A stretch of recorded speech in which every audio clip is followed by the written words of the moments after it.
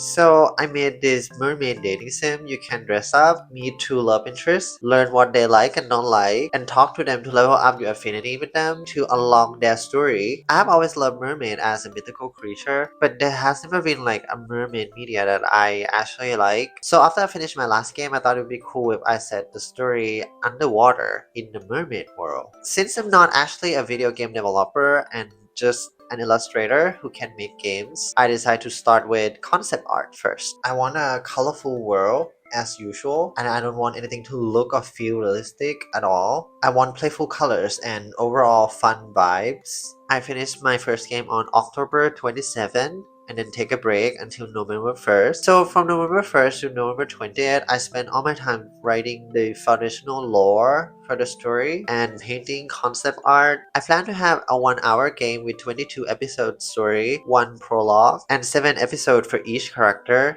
Until the end of November, it hit me that apparently this production pipeline I'm trying to do seems unsustainable. My initial plan was I want to create a dating sim game franchise where each installment will take place in the same universe and share the same protagonist. But the love interest will change every installment. I will use the same code base every time, which means I will just have to write new stories and characters every game. The main problem with this is I will have almost no time to upgrade the game, and the only true way forward is to make the story really good. However, 1 month is not really enough to write a decent story, let alone a good one. And I thought to myself, if I keep doing this, when I'm on game number 10, I might have like 50 characters that nobody remember the name of. Maybe I wouldn't even remember their names too. And at that point, probably I will run out of ideas too, and my characters will get less and less unique and more alike, like duplicates of one another with different hair and clothes. As an artist, that was a very nightmarish situation. I thought I have to do something. Also, at that time, my last game sold about 100 copies, and there are only 3 reviews on Steam, which clearly means I don't have a good formula to create a franchise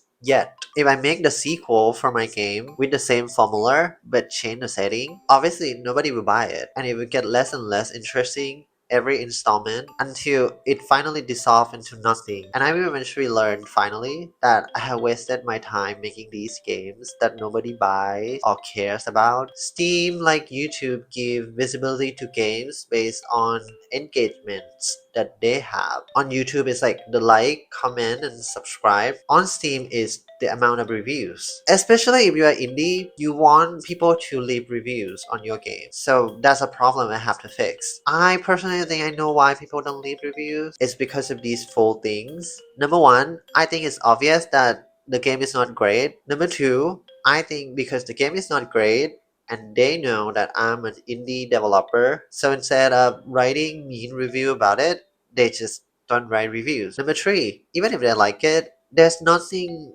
to review actually. The content inside my game, to be honest, it's very dry, and it has one gameplay feature, which is like click and read, click and read, click and read. And the story is not like a gripping mystery filled with like drama and stuff.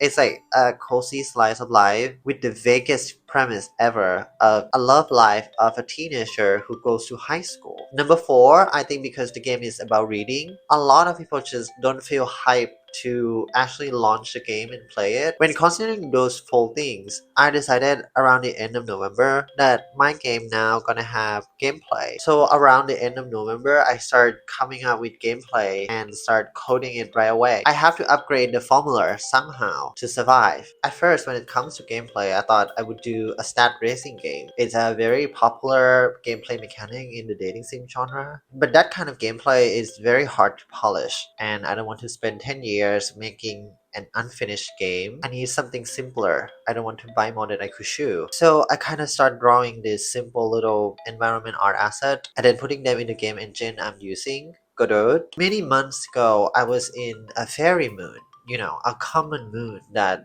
everyone has once in a while. And I made a prototype for a Minecraft fairy game for fun. The gameplay like Minecraft, but you are a fairy and it's 2D. So I stole for myself. I went to that game and stole the puppet I made for the character, and use it in this game, and I tried swimming around the map to see how it would feel. And then I felt kind of lonely, so I added placeholder NPCs, and I thought it would be nice if the NPC could swim around and I can talk to them. It's like Animal Crossing, where you have an island and like the villager would walk around and you would talk to them and they would say random things to you. However, Animal Crossing is a sandbox game, and my game is a game with progression and endpoint. So I can't exactly do the same thing. It wouldn't make sense. Dialogue in Animal Crossing is like a fluff. The point is to initiate conversation with villager so that you will increase your friendship points with them. You see, when I play Animal Crossing, I always had this secret wish that I could do something more with villagers than just like talk to them. I wish that maybe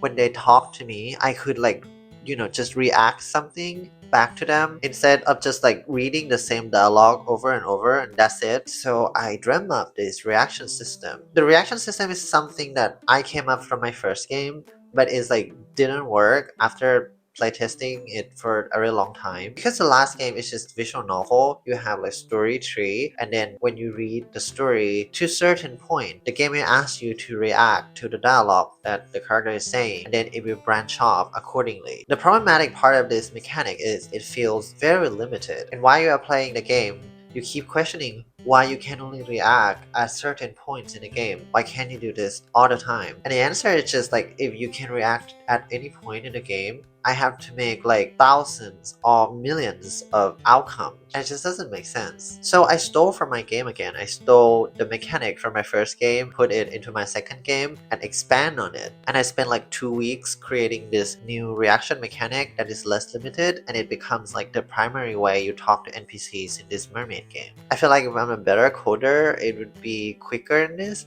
but again, I'm an illustrator who can code and make games. When I first started this project, I told myself, I'm gonna finish this game like in 1 month, and then just like concept art everything, making placeholder art, making the gameplay loop works, creating the world, creating characters already took me like a month and a half. And I haven't even finished the writing at that point. Anyway, since I wanted something similar to Animal Crossing, I have created a space for the character to swim around in. The player character and the NPCs, there is the house of the main character and like the town section, and you can talk to the NPC there. Every day you wake up, you will be given this information from gods about what the character likes and don't like, and you have to study them. Then you can go to the town, talk to the characters. They will random one of the 6 possible lines of dialogue, and then you need to use the information given by gods to answer correctly so that the NPC will not be angry at you, and they're also pleased enough to give you affinity points in return. And then when you run out of energy, you have to come back to sleep, rinse and repeat until you have enough affinity point to unlock the story. You can read the story of each character at their houses on the map. After you talk to NPC one time, the bubble above the head will have flower in it, and then you have to go pick the flower that is like around the map and give it to them, and then you can talk to them again. The flower will respawn with random type of flowers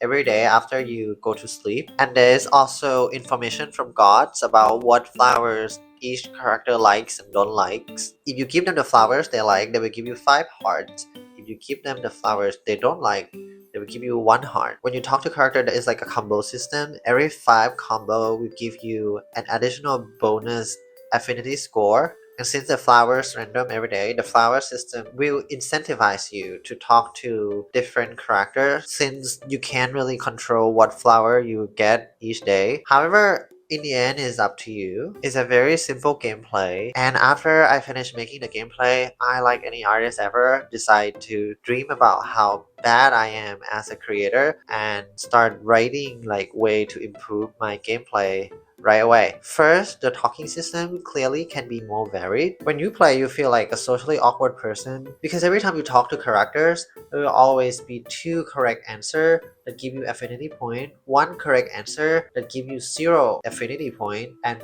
2 wrong answer that subtract your affinity points. I think there should be like an alternative way to talk to characters that is like more casual. For example, using the flower system to my advantage and have the character talk about the flowers they like and have you react to it. The choices, instead of 5, it becomes 2, so it's easier to remember. And since it's easier, I would just like give less affinity points. And when talking about flower system, I can see no reason why the character can like more types of things. Maybe the character will have like their favorite books, their favorite cake, their favorite drinks, their favorite gemstone. And maybe I will add like complexity to how you get those items. Instead of like just swim around the map and pick the flower from the ground, I'm imagining a hard to navigate market where there are lots of shops for you to choose. You need to find the right shop and buy the right thing to keep characters. Sound like a fun shopping gameplay? And what about going on dates? After each day when you run out of energy, you need to come home to sleep. What if there are more things you can do at home? What if you can customize the furniture in your home? These seem like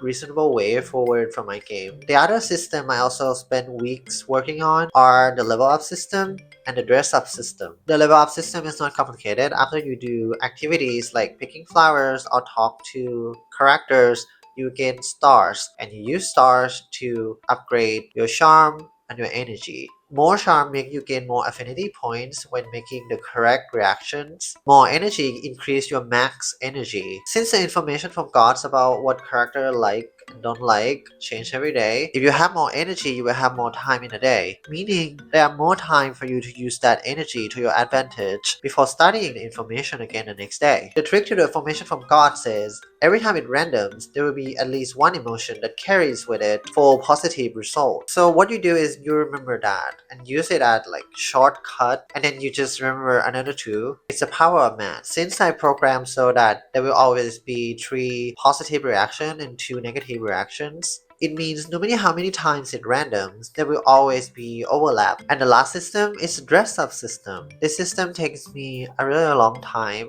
to do.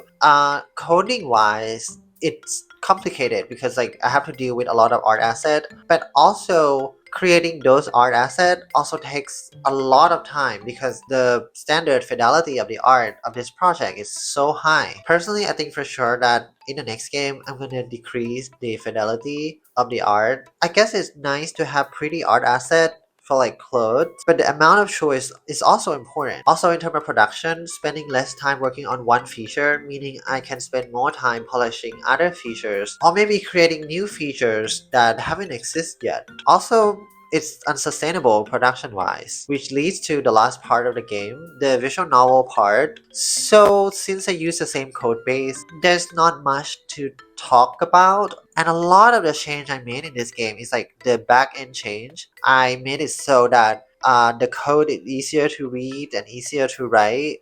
And it's just something that like I just can't show on YouTube. However, on the surface level, you can see that now the character do change clothes every episode instead of like the last game where they just wear the same clothes for eternity. And there are moments in the game now where the game paused to show you insert shots. Now there are CGs in every episode comparatively to the last game where like there's no CG at all around upgrade from the last game. And for the writing, I changed the writing style a bit. The last game was quite narration heavy, and in this game it's dialogue driven, and the narrator kind of like jump in not to explain things to you, more so commenting on what is happening. And at the end there is like this little animation I made, which is comparatively to the last game, again it has none. If I were to be honest, the reading part of the game might not be that important in my next game. See, when I was playtesting the game myself,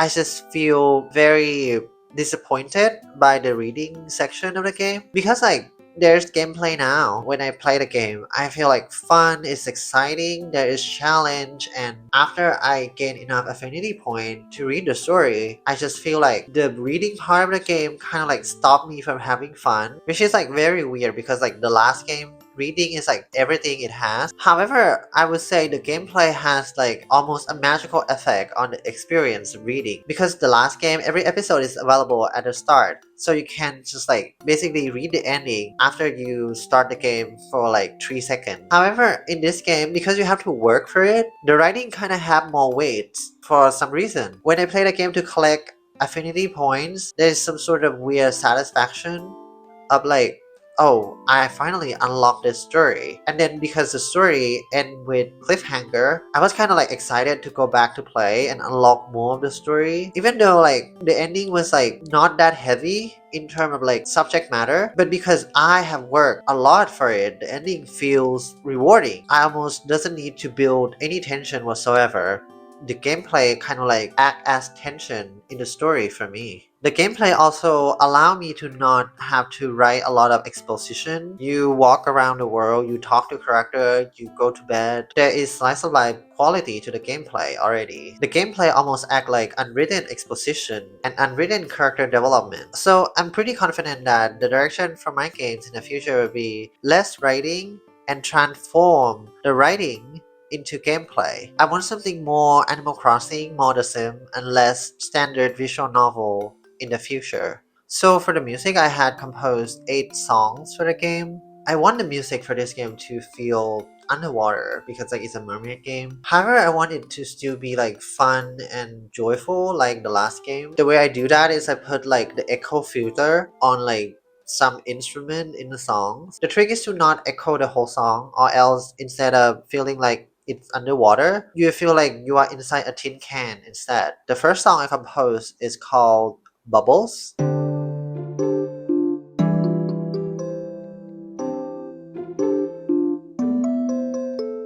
I want a song that would set the mood and tone for the game. To be honest, all my songs are kind of the same, but I like to think that these 8 songs I made for this game are more airy and bubbly than like my usual songs. Next, I want a general environment song. So I made this song called Coral Reef. I decided to incorporate accordion, an instrument that I did not use at all in the last game.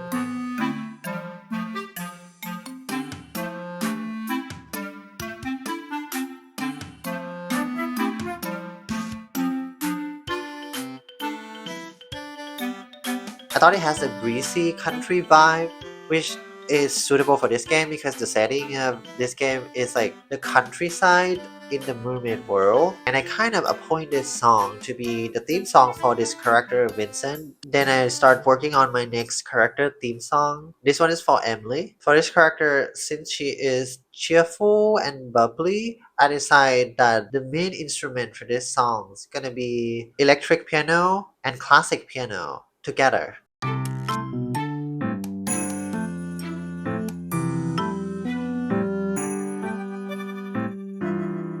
I thought it's nice that her song has the modern, jumpy quality of the electric piano and also the stern, put togetherness of the classic piano. And both should balance each other and elevate her character to not be too flat. And for the next theme song, it's from Mel. She's a fashion designer who just moved from the city and just opened a boutique here in the countryside. The main instrument of her song, I landed on the harpsichord. I thought it captured her glamour really well, and it also carries with it some prestige that's suitable for her characters because she is like a famous fashion designer.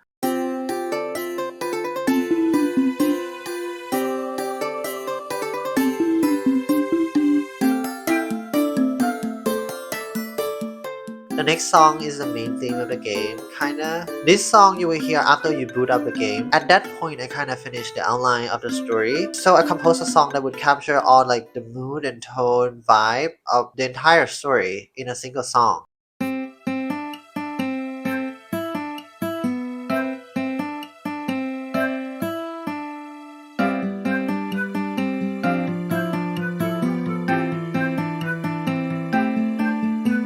Next song, The Orchard, a song for when fun things happen. And the orchard refer to the orchard owned by Vincent, who is like a farmer.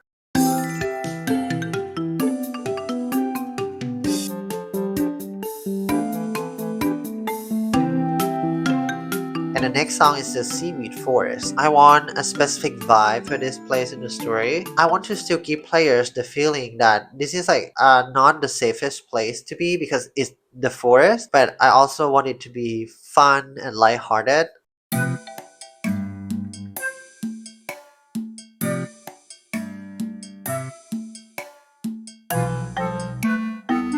I had an idea of writing a scene where like the characters do fashion battle together. However, it never materialized, but I already made a song for it. So there's this song called Fashion Battle.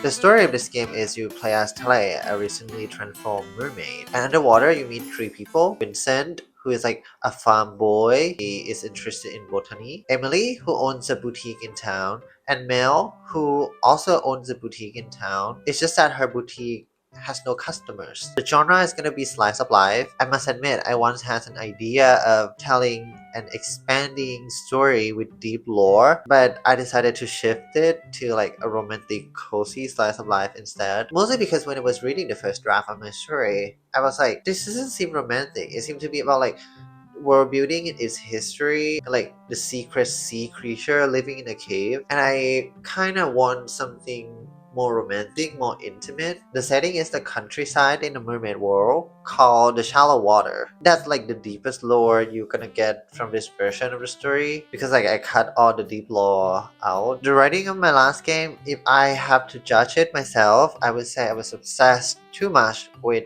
telling the story of each character individually. I wasn't focused on the couple who are, the center of a romance story at all. A lot of people, I think, could read this story, the mermaid story, and think it's quite shallow because, like, there's not much world building, there's not much going on, there's no friendship dynamic between characters who are not a couple. Weirdly enough, in this game, a lot of the story is being told through like the art instead of written text, like how Male Boutique is like big and grand, and the story state that she has no customers.